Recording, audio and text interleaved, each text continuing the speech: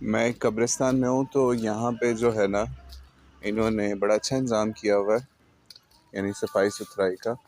لیکن یہاں پہ یہ دیکھیں یہاں باقاعدہ اسپیکر لگا ہوا ہے اور قرآن پاک کی تلاوت ہو رہی ہے۔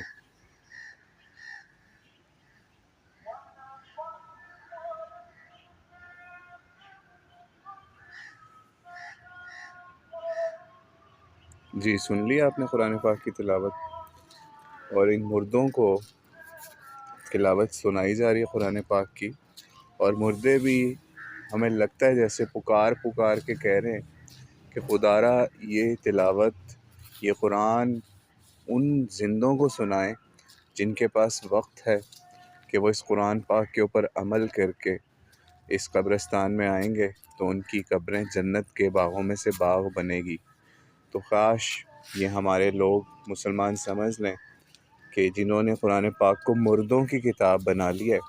اگر یہ مسلمان آج بھی قرآن پاک کو زندوں کی کتاب بنائیں اور قرآن پاک کے اوپر عمل کر کے تو پوری دنیا کے اندر چھا سکتے ہیں۔ لیکن اس وقت مسلمانوں کے لیے پوری دنیا جو ہے وہ ذلت اور رسوائی کی جگہ بنی ہوئی ہے، کیونکہ انہوں نے قرآن پاک کو چھوڑ دیا ہے، قرآن پاک کے نظام کو چھوڑ دیا ہے اور اسلام کو حقیقی لحاظ سے بالکل پس پش ڈال دیا ہے۔